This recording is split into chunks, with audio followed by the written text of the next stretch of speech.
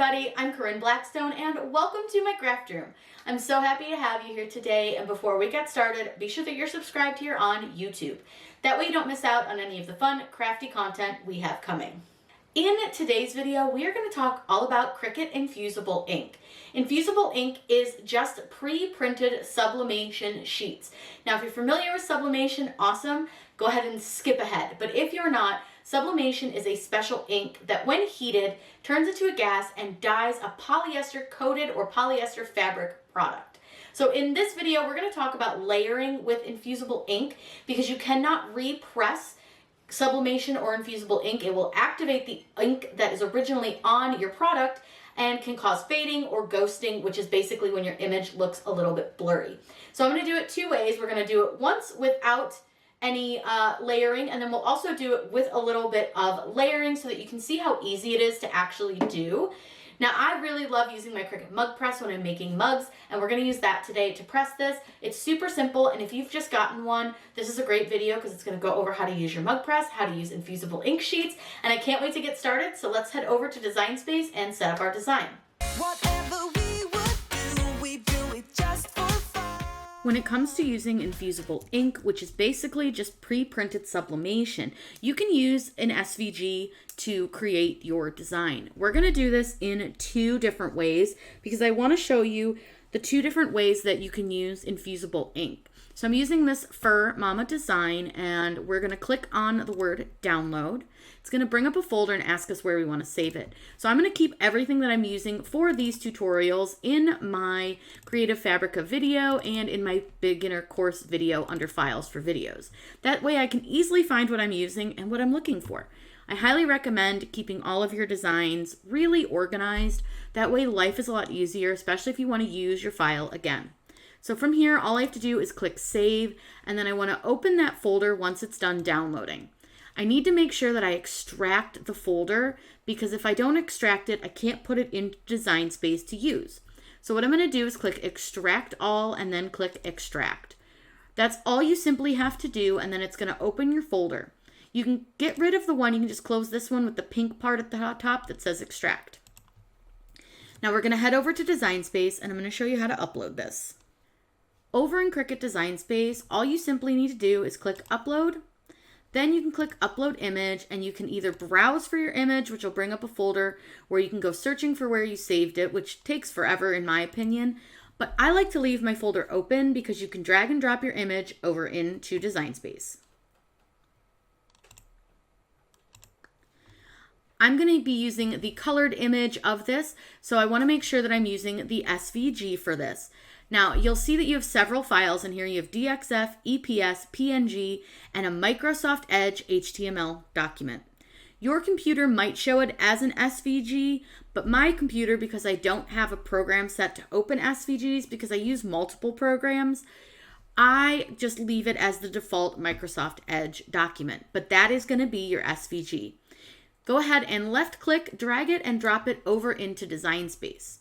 You'll see here we have our design ready to go. All we have to do is simply click upload, and then all you need to do is select the image that you just uploaded and add it to your canvas.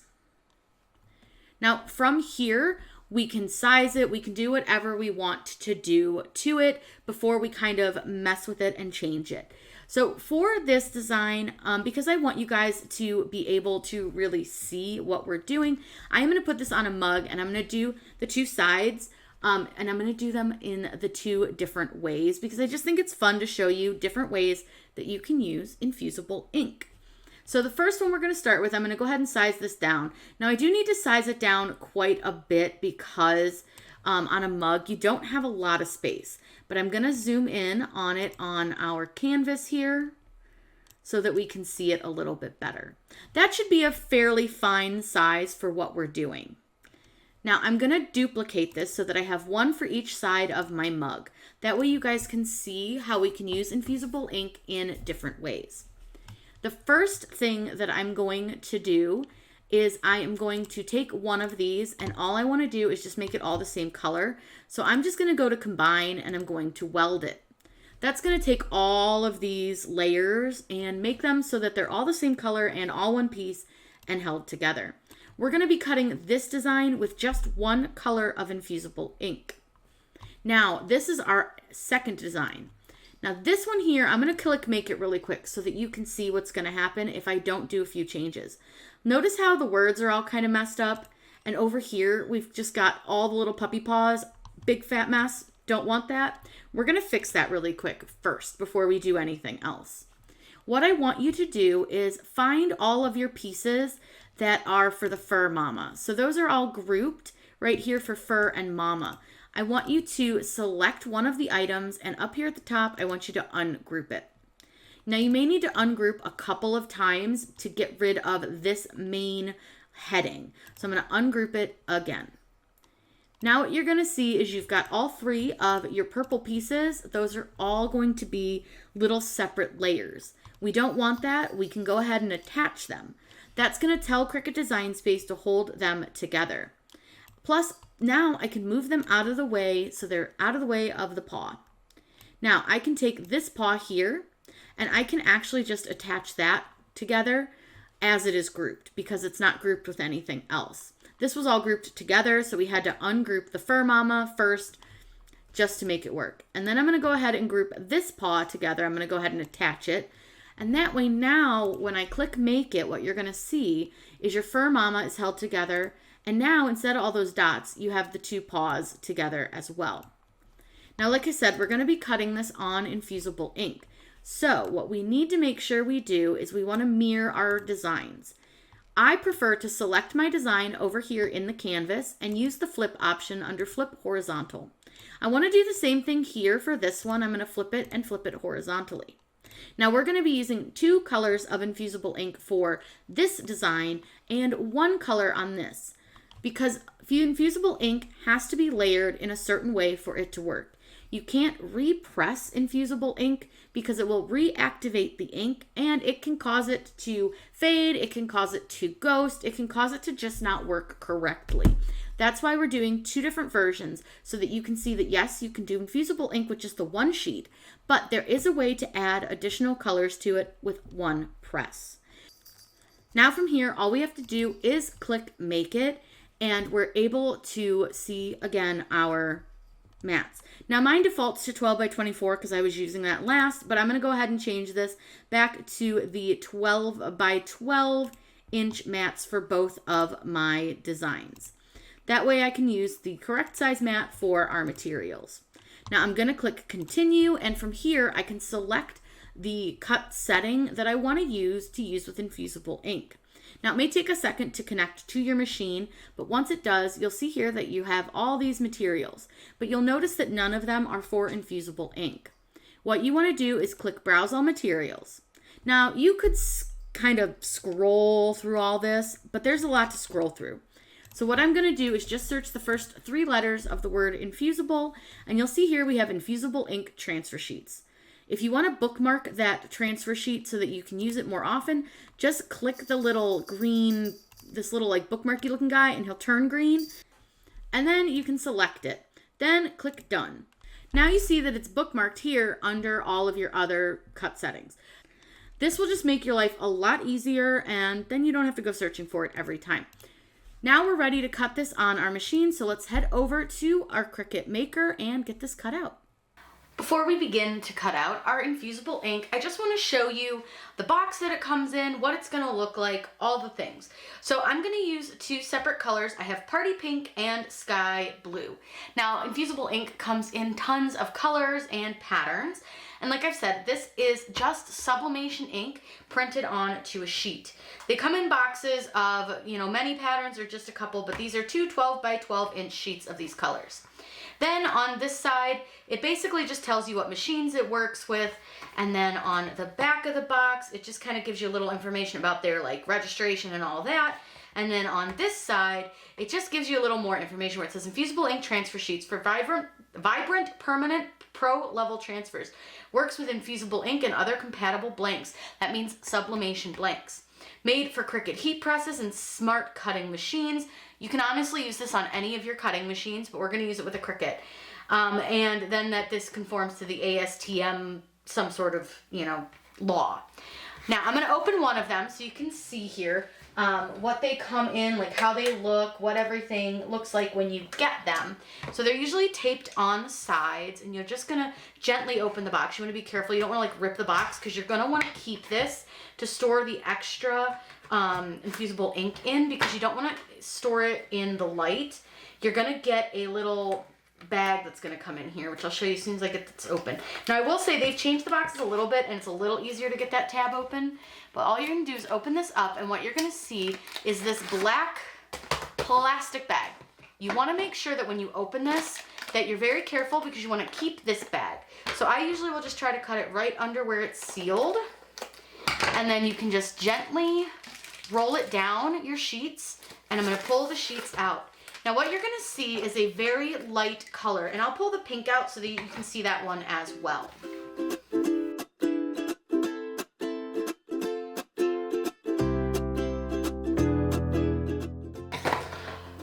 You'll note how different the colors look from the top of the box versus what they look like here on the sheet. The reason for that is that when sublimation ink, or in this case Infusible ink, same thing, is heated, that dye actually becomes more vibrant. So it's gonna look really dull on the actual sheets, but it will look brighter once it's pressed. You also receive in the box a little swatch of polyester fabric that you can use to test with. And then you will also receive some butcher paper. Now this is super important to have. You want to have butcher paper to wrap around or place on top of your blank, because infusible ink or sublimation can actually bleed through the fabric and through the backing of your sheets. So you want to make sure you have this to protect your press. Now we're going to be using the Cricut mug press with these, and we're going to wrap those cups in that butcher paper, and I'll show you all those steps. So what I'm going to do, I've got 2 sheets here, so I only need 1 sheet. And I'm going to show you what they look like on the back. So I'm going to pull those sheets out. So what you have is your sheet, and it's very curly, very stiff. You'll see how easily it goes back into that roll. So this is an item that's pretty tough when it comes to being rolled up, but it's because it has a thick plastic on the back. When we cut these, you're going to put this plastic portion onto your mat, and you're going to cut them color side up. The color side is going to go down on your blank. That is where all of your color comes from, and that is where the ink sits. So let's go ahead and get ready to cut out our sheets. I'm going to slide everything else kind of over to the side for now, because once we cut these out, we're going to pack these back into those black bags. We'll use a standard grip green mat for this. And we're going to start off with the blue, and then we will do the pink. Now, because this is such a curly sheet, I'm going to use my little trick that I use to place items onto the mat. What I do is I place the mat under the door, and then I just leave about 1 inch or 2 out from the door. When items are like this, are so curly, you don't want them, especially infusible ink, to get stuck to your mat, because it will damage the ink. So what I do is I lay it out on my mat, I get it lined up, and then I take and I press it onto my mat while pulling my mat out from under my machine. Now you want to make sure that this is well held down on your mat. Go ahead and load it, and we'll get this cut out. I'm going to go ahead and cut the pink next, and then we will get everything weeded, and I'll show you how to do that.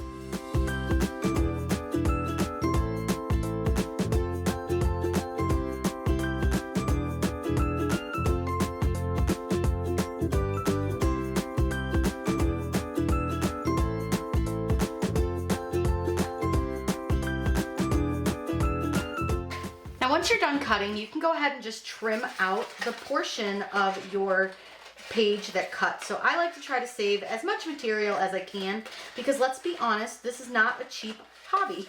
So I'm going to go ahead and cut around these designs. It'll also help them lay a little bit flatter when you're going to weed them if you cut them off this big roll, because you can see how rolled up this still is.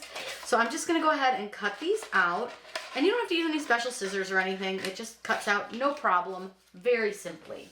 Now, weeding infusible ink is really similar to weeding something like an HTV or a vinyl product, because all you need to do is remove the background and the centers of the letters or whatever parts you don't want pressed to your mug.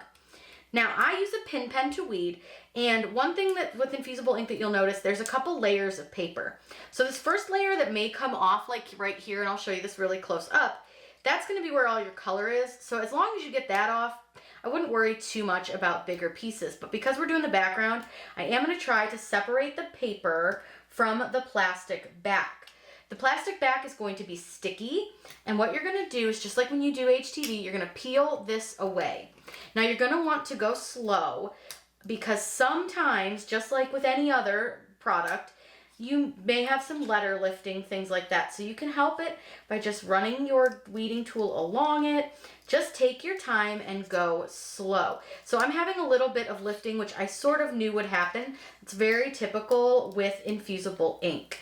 So you just want to take your time when you're weeding this. So I'm going to go ahead and weed real slow. Now I am going to show you right here. Do you see there's some paper stuck here? You don't have to get rid of it. You can if you want to, but that paper is not going to transfer any color. So rather than risk damaging my design, if I'm not real confident in my weeding, I can just leave that little bit behind and not even worry about it. So like I said, when you're doing this, just take your time and don't rush. Don't get frustrated. If you start to get a little frustrated, walk away. It's okay to walk away for a minute and let yourself just take a break, because this can be a little bit time consuming and frustrating. So I'm going to go ahead and finish weeding this, because I know this is going to be quite an adventure. And then when we come back, I'm going to show you how you're going to apply this to your cup, and also how you are going to layer this.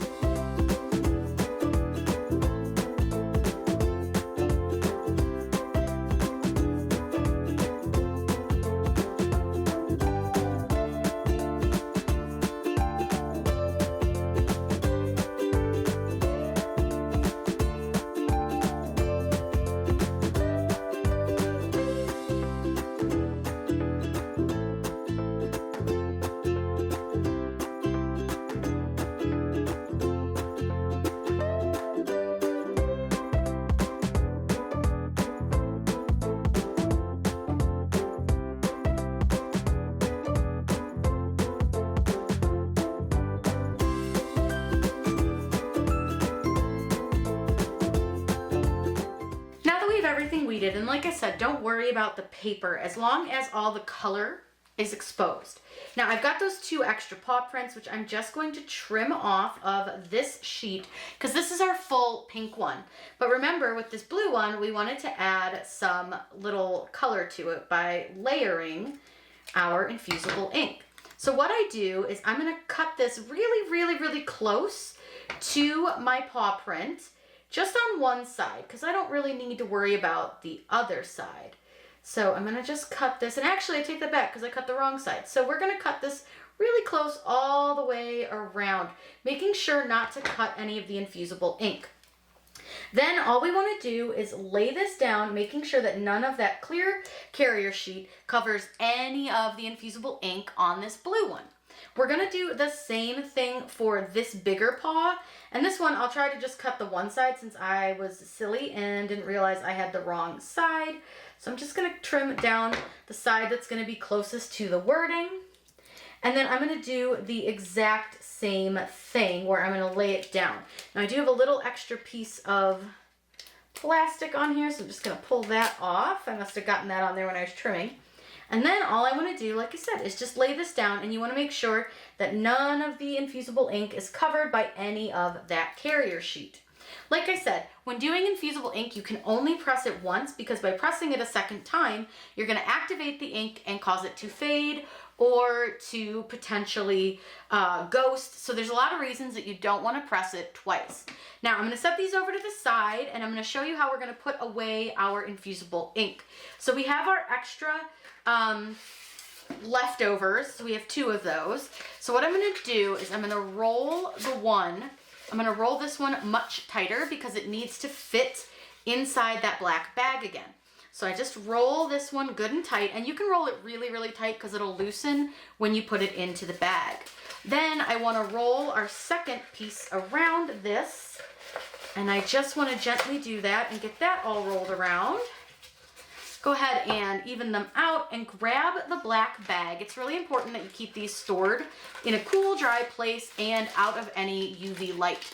So then I put it back in the bag, and then I always want to make sure to put it back into the box. That way you know exactly what color it is, where it goes, and all of that important information.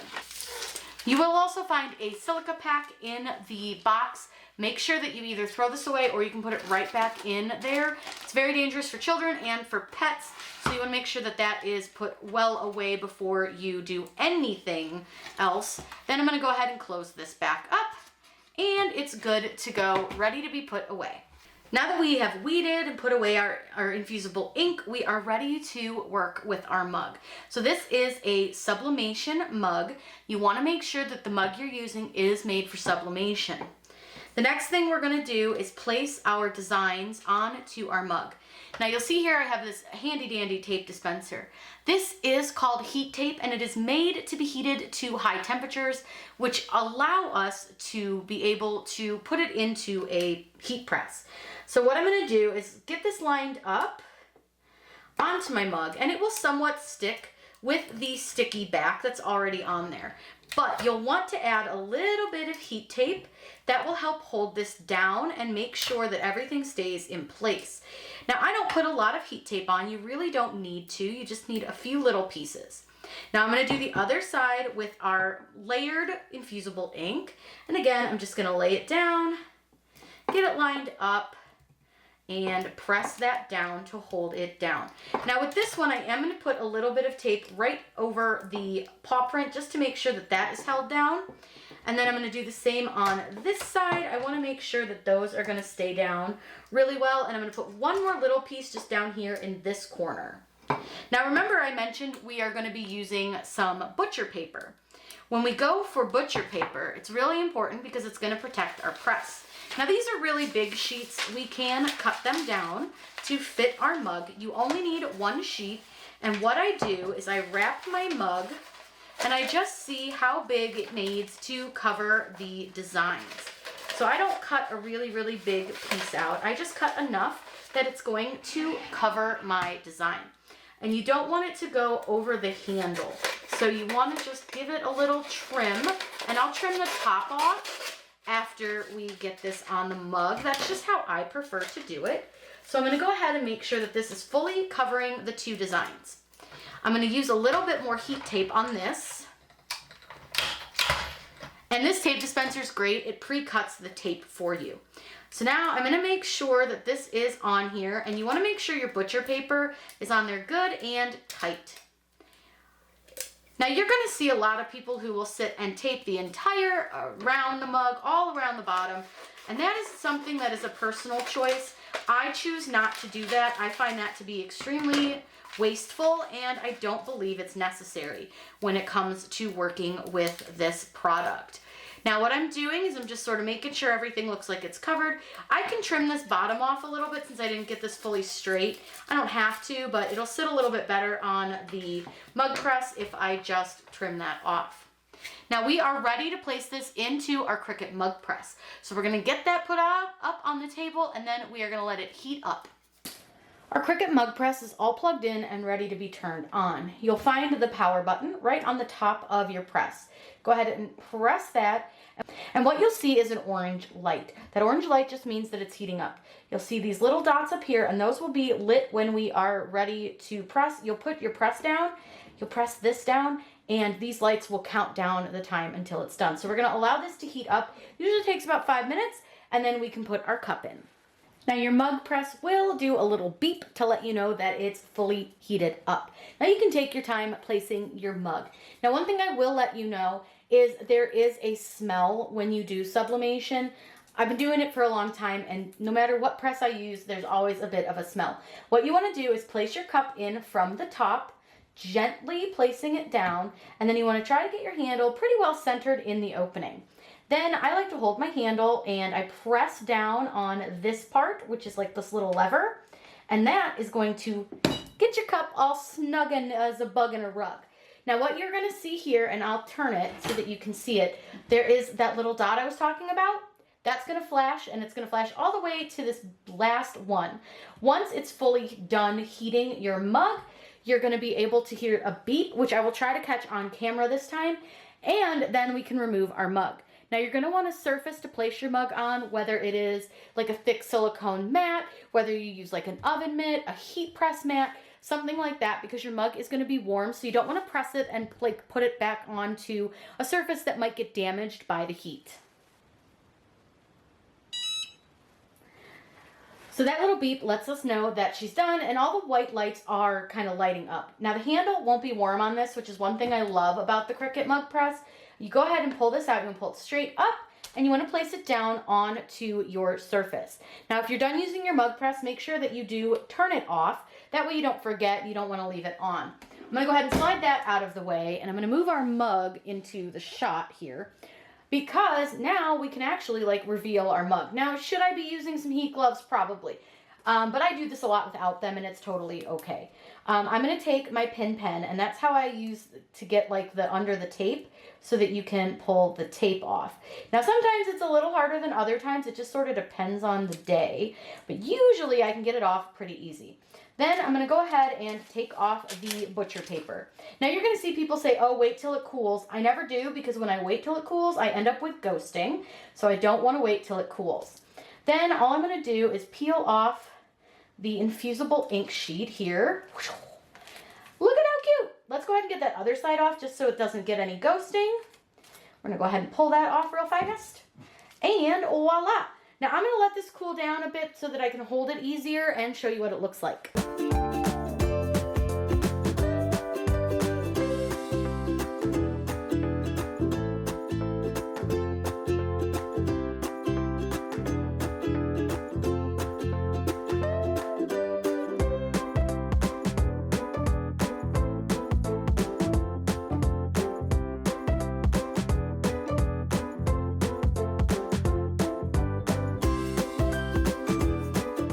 Thank you guys so much for joining me for this Infusible ink tutorial. If you're interested, you can sign up for a free trial with Creative Fabrica at the link down below.